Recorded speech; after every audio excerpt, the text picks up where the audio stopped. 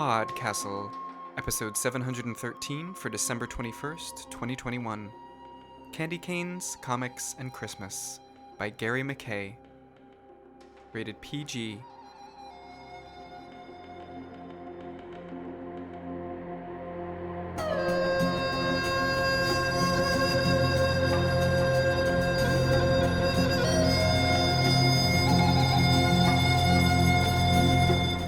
Sema, which is a Swahili greeting meaning speak, and welcome to PodCastle. I am your host today, Shingai Njeri Kagunda. I also happen to be the co-editor of PodCastle and a Black fantastical writer myself, and I am so excited to be here.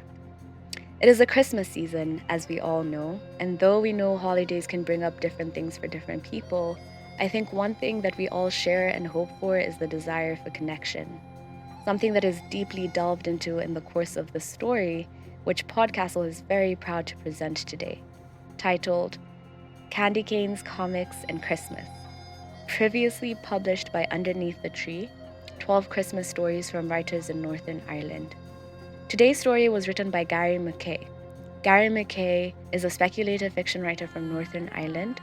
He's had stories published in Crackson Magazine, The Purple Breakfast Review, and Tidbits, as well as in several anthologies. He is currently undertaking a PhD in creative writing at the University of Ulster, researching how contemporary Gothic novels engage with trauma and loss. He can be found on Twitter as @GaryMcKay. The wonderful voice that will be narrating the story is Sarah McGowan. Sarah is a native of Belfast and has lived in Holywood, County Down all her married life. She took early retirement from her work in the health service to go back to studying the sciences at the Open University. She has 2 grown-up children and 1 rather fat cat.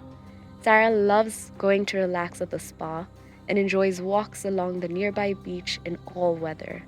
She travels widely and explores as much ancient history of every country she visits as she can. Her present interest is in the battlefields of World War I, as she has a personal interest with 3 great uncles having lost their lives fighting in France. With that, grab a cozy blanket and a warm mug of your seasonal drink of choice and enjoy the story. Candy Canes, Comics, and Christmas by Gary McKay, read by Sarah McGowan. I met Marling atop Lily Hill on December 17th, 1983, 2 weeks after my 10th birthday. The news of the Harrods bombing, the IRA's crime against Christmas, was all the talk in Ballykey that afternoon, but I was too young to understand. I popped out to get some sweets and on a whim decided to climb Lily Hill while the weather wasn't awful.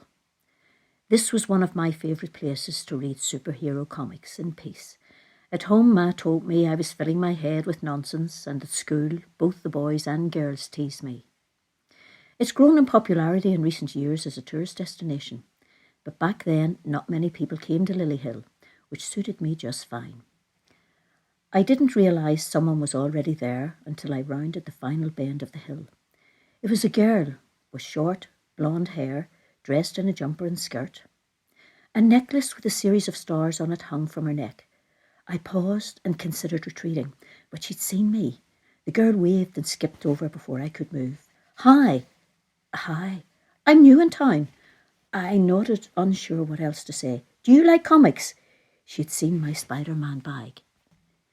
Tentatively, I nodded again and waited for the insults to fly. I was tired of being told superhero comics weren't for girls, that I should stick to Bunty, Barbie dolls and unicorns. Why couldn't I enjoy what I wanted in peace? The girl's face lit up with the brightest smile I'd ever seen. Even her eyes seemed to glow for a second. That's so cool. I love superheroes. My mouth opened, but no words came out. I'd never met another girl who liked superheroes, and I feared I never would. Not in Ballykey, anyway. I'm Marlene, by the way. Annie. Pleased to meet you, Super Annie. I grinned. No one ever called me that before. I fished in my bag and pulled out a well-worn Batman issue. Do you want to read this with me? Yeah. We skipped over to a tree and spent the afternoon reading comics beneath it. I didn't have a best friend. Had never had one, but by the end of that afternoon I knew Marling was mine. It was also the start of my most important Christmas tradition. What if Batman and Spider-Man got into a fight? Marlene and I were huddled over an issue of The Amazing Spider-Man in her room, listening to the rain beat against the roof, a typical summer's day in Northern Ireland. I shrugged. Spidey would win, no bother. Marlene chewed reflectively on a candy cane, of which she had a seemingly never-ending supply. Whatever the reason, a candy cane was rarely far from her mouth. Batman might have a cool gadget to stop him, though. What, a can of spider-repellent bat spray? Marlene giggled. Last month, the nearby cinema screened the 1966 Batman film starring Adam West and Burt Ward, as part of the run-up to the release of the new Batman film in August. Marlene and I pooled our pocket money together and had just enough for 2 tickets, popcorn and the return bus fare. So far, it had been the highlight of an uneventful 1989, particularly the part where Batman fought off a shark with a can of bat spray. Do you think the new one will be any good, Annie? Well, the costume will do rightly, but Michael Keaton doesn't have much of a chin, I smirked. Nice arse, though. Marlene opened her mouth to reply, but coughed instead. You okay, Marl? She nodded and looked mournfully at the candy cane now in bits on the floor. Outside, the rain somehow intensified. I glanced at the window and froze. The wall wasn't there anymore. I stared through the hole in the house at the outside world and tried to understand what had happened. How could a wall disappear? My head throbbed, a deep, sharp pain that forced my eyes shut. When I opened them again a moment later, the wall was back. I leaned over and put my hand against it. It was solid. I waited for it to disappear again, but nothing happened. I hadn't had much sleep the night before, but that had never caused hallucinations before. You okay, Annie? I felt Marlene's hand on my shoulder and turned to look at her. Yeah, just the wall. What about it? I considered how silly it'd sound if I said it disappeared, and decided it must be the lack of sleep after all. Nothing. You sure? Yeah, let's get back to the comic. Later, when I was getting ready to go home for dinner, I lingered in the hall, looking at the pictures on the wall. There was a collection of drawings of space, several pictures of Marlene, but none of our parents. Your parents are wild camera shy, aren't they? I guess so, her brow furrowed. And yeah? One day I'm going to up and disappear. What do you mean? She was always coming out with stuff like that. Ma said she was a space cadet. Prophetic words, as it turned out. One day I'll be here, the next I won't, she shivered. Like snow when the sun comes out. Just like that. Just like that. Not sure how else to react, I laughed. But almost 5 months later, Marlene was gone. Ah, Marlene, you'll be shitting through the eye of a needle if you eat all that muck. Ma! We had been home for less than 10 minutes before I felt completely mortified. Impressive even by Ma's standards. We were sitting around the dinner table, about to get stuck into our gravy chips, when Marlene produced a hefty bag of grapes, her after-dinner snack. Help yourself, Mrs. Blair, Marlene gestured at the smiling Santa on the box. They're festive. I'll pass if that's all the same to you, dear. After Da, the greatest lover of grapes I've ever known, ran off with the secretary, Ma swore off them for life, a vow she successfully kept. Just don't banjax my Lou, will you? Marlene replied unintelligibly, mouth already crammed full of chips. I laughed, almost choking in the process, and dinner passed without further comment. You girls off out? Ma was in the living room watching her soaps. As I wrapped my scarf around my neck, a high-pitched woman called another a slag and received a pint in the face for her troubles. A pretty standard day on Albert Square. Yeah, Ma, I frowned at a hole in my gloves. Fancy stretching our legs. You better wrap up warm. She rose and joined us in the hall. You sure you'll be okay, Marlene? That chest of yours. What would your parents... She grimaced and rubbed her forehead. Ma! She waved a hand dismissively. It's Baltic out, girls. It's just a quick dander up the hill, Mrs. Blair. Festive tradition. Marlene patted her thick jacket, embroidered with a pair of prancing reindeer on the back, and grinned. Dasher and Dancer will keep me toasty. Ma looked unconvinced. You look after her, Annie. I will. I wrapped my arm around Marlene and we skipped along the hall merrily singing jingle bells, laughing. Ma called us a couple of space cadets and returned to her soaps.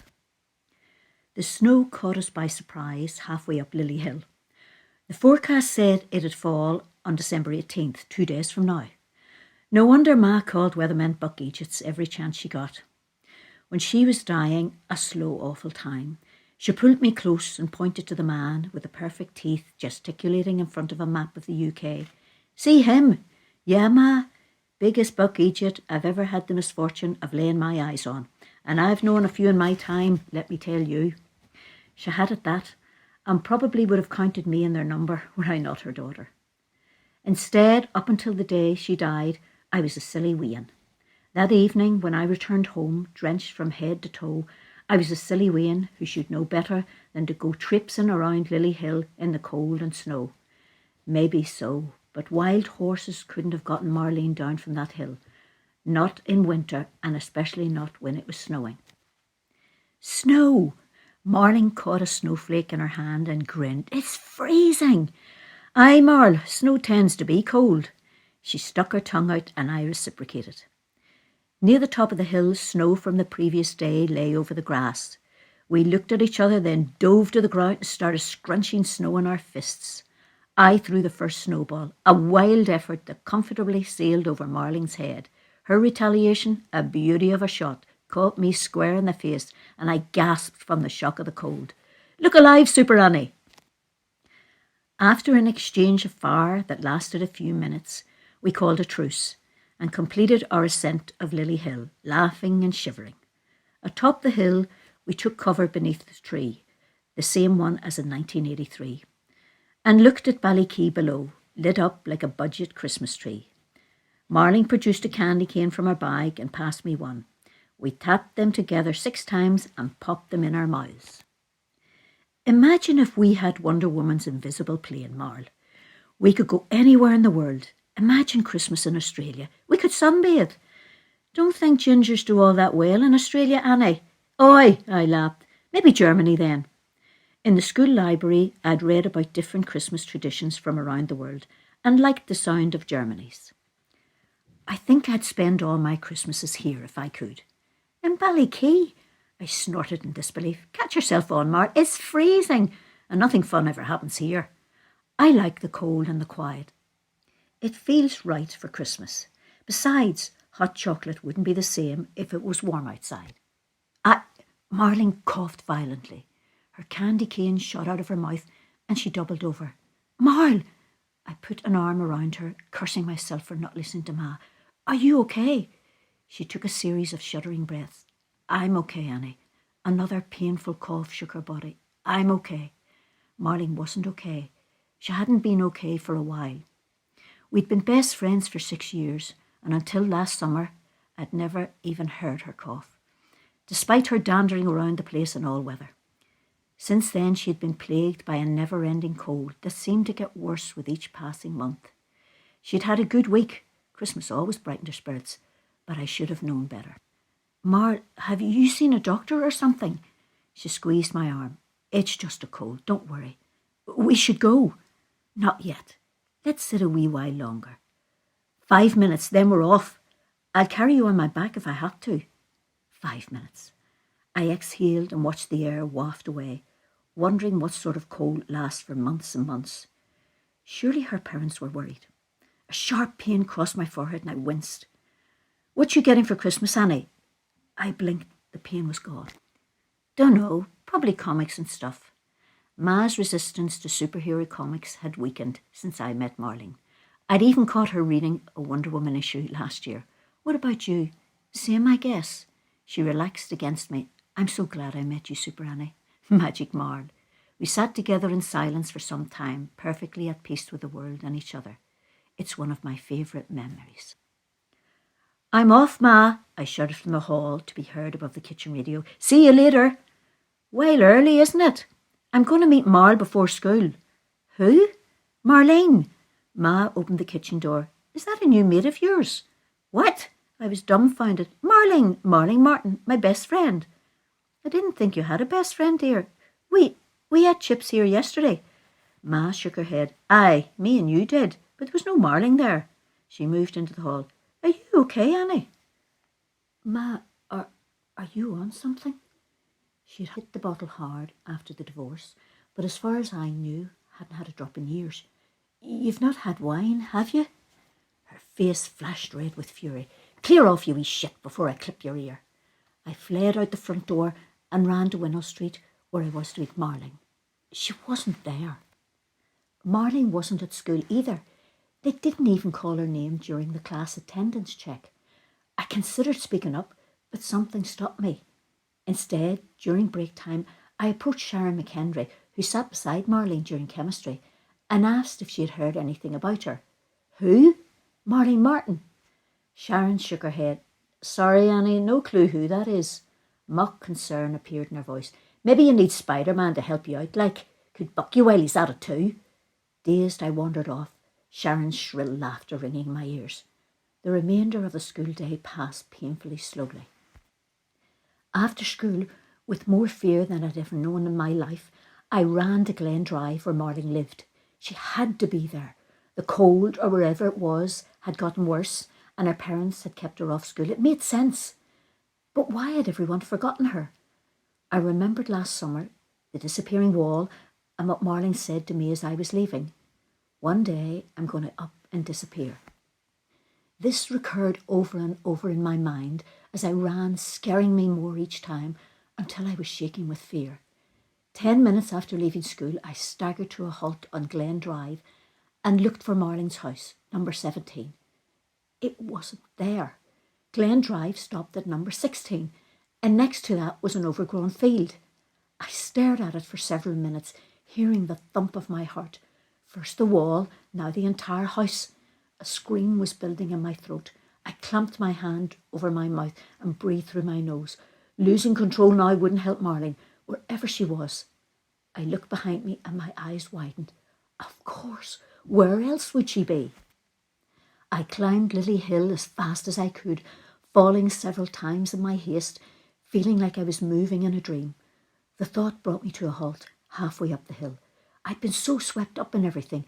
It never occurred to me this could all be some awful dream. I pinched myself hard and willed the world around me to fade to nothingness, but nothing happened. I resumed climbing, and as I had 6 years ago, I rounded the final bend of Lily Hill and saw Marling, dressed in a jumper and skirt. I stopped dead. Marling turned and smiled. Her cheeks and forehead were cracked like old porcelain, and a yellowish white light shone from the cracks. She groaned and clutched her chest. Marl! I ran towards her and halted, just short of the light's reach. Annie. Her voice sounded strained, as if speaking required a great effort. You came. I'm so glad. Marl, what? I took a step closer. I'd expected the light to be dazzling, but it didn't even make me blink. What's wrong? My time's almost up. Don't be silly. You're only 16. We'll go to the hospital. I took her hand. It was roasting. Get you some help. The doctors will know what to do. She shook her head. Come on. You can't just... I pulled her hand. She didn't move. I can carry you. Please, let me help you, please. I couldn't hold the tears back any longer, and they fell in ugly sobs. Marl! Annie. She reached a hand forward and touched my cheek. Let's not waste this time. Sit with me, please. I wiped my face on my blazer sleeve and took a deep breath. 5 minutes, then I'm getting you a doctor. 5 minutes, she sighed. Yes, that sounds about right. I helped Marling beneath our tree and held her against me, despite the heat. Ballycree, still largely covered in yesterday's snow, looked the perfect picture of tranquillity. It didn't seem fair that anywhere could be at peace while Marling was suffering, least of all Ballycree. I hoped I'd last until Christmas. It had been lovely to sing some carols. Oh, and the dinner. Marling licked her lips. I sure love Brussels sprouts. She coughed and her body trembled. Sure, you can have as many as you want. My voice wobbled. Hundreds if you like. No bother. She shook her head. Why not? Time's up. I don't understand. I was never really here, Annie. Just passing through. What does that mean? I thought of Ma and Sharon and Glen Drive and shivered. You're right here. I squeezed her. See, you're here and I'm here. And I pulled 2 candy canes out of my bag and waved them in front of her face. Your favourite, look. And you, Annie, listen to me. I'm stardust drifting through. What? This is my Christmas gift to you. Marling touched my forehead and stars exploded into life around me. Beauty beyond words. The universe was awash with colour against a black backdrop. I craned my neck to watch a comet zoom past, its core an eerie green, followed by a blue and grey tail that lingered after the comet was out of sight. I smiled, remembering last year when Marling, Ma and I stayed up late to watch a lunar eclipse. We devoured a special midnight picnic beneath a full moon and eaten so much cake our stomachs were still sore the next day. The images continued, wonders and marvels I'll remember until my dying breath, including a series of green stars that aligned themselves perfectly like a Christmas tree. Behind them a sun exploded and was reborn. Everywhere and everything was stardust in the end. Beautiful, perfect stardust. The universe faded away, yet with its beauty had also come understanding. That was you, Marl. Marling nodded. I always wanted to know what it'd be like to have a life like this on a planet. I passed many in my travels. She smiled. Your loneliness drew me to you, Annie, and I couldn't have asked for a better friend. But you aged. I can alter my form as I need to and take all the knowledge I need from the world around me. That's how I knew about comics. What about your parents? I warped the world around me. No one ever actually saw my parents. They just thought they did. It hurt people to think about them for long, so they generally didn't. It was obvious now she said it, but it had never occurred to me before that I'd never seen her parents. There was a house, though. I was in it. Pure starlight given form, for as long as I could sustain it. It's just a feel now. Yes, and everyone, they've forgotten me. A terrible thought struck me. Will I? Not unless you want to. No. I'm glad. Her eyes were incredibly bright. It's almost time. Don't go, Marl. Stay here with me. I shuddered and felt fresh tears fall. Please. I'm sorry. I wish I could. Shining tears glistened on her cheeks. But I can't sustain this body any longer. Marling convulsed and the light coming from her brightened. I held her tight in my arms until the shaking passed. Will you be back one day? I don't know. I hope. Her face was racked with pain and new cracks appeared with every passing second. I love you, Super Annie. I love you, Magic Marl. Marling twitched a final time and exhaled. An incredibly bright mist poured out of her eyes, nose and mouth. It lingered for a moment in front of me, then drifted upwards until I could no longer see it. Her body was gone too, as if it had never been. I sat there for hours watching the sky and waiting, but Marling was gone. And what time do you call this? Your dinner's freezing. I closed the door and looked at Ma. I thought about Marling and how she'd never have any dinners again, hot or cold, and burst into tears. Ma pulled me close and wrapped her arms around me. Oh, Annie, you poor critter. She rubbed the back of my head. I'm sorry for how I was this morning. A rough night is all. You know what Christmas is like. No wine, though, don't you worry. Never wine, I promise. I sobbed louder, amazed I still had tears to shed. You're a good wean, Annie, you know that. The very best. How about we chuck that freezing lot and go down the chimney? Ma's philosophy was there were few things in life that a steaming hot plate of chips couldn't make better. It's a philosophy I continue in her absence. That was a hard Christmas and a hard start to the new decade. But eventually time helped me heal. A few years later, I went across the water for university and never lived in Ballycay again, aside from when I moved in with Ma at the end of her life. But I still visit once a year and sit alone on Lily Hill to catch up with my oldest friend. It's my most important Christmas tradition. And now they've replaced Ben Affleck with Robert Pattinson. I suppose he has a pretty good chin at least. I'm standing beneath our tree, sucking on a candy cane, Relieved no one is around to hear my yearly superhero update. Ballyquay lies below, remarkably unchanged in 30 years, aside from the Tesco that opened a decade ago. There'd been a lot of uproar at the time, according to Ma, yet everyone seemed happy enough to use it now. So it goes, I guess. You'd be amazed by everything they're doing in the films now, Marl. It's like the nerds have finally taken over. I shiver and glance at my watch. I think that's everything. I'd best be going before I freeze. I'll see you next year, Marl. As I turn to go, a snowball, a beauty of a shot, catches me square in the face, and I gasp from the shock of the cold. Look alive, Super Annie.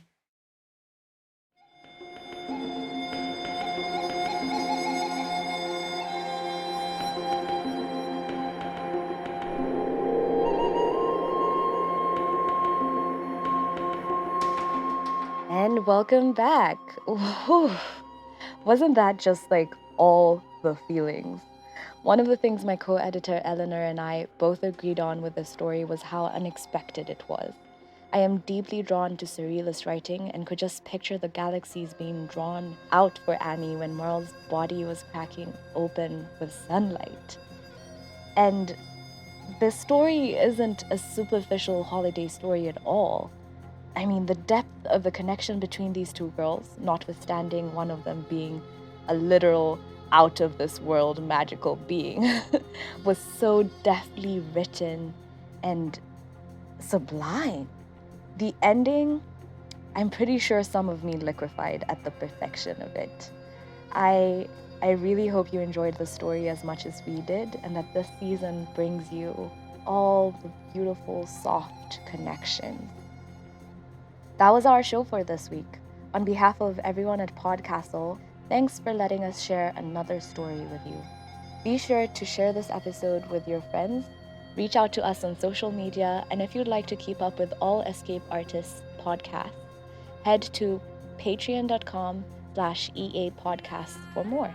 PodCastle will be back next week with another tale. See you then!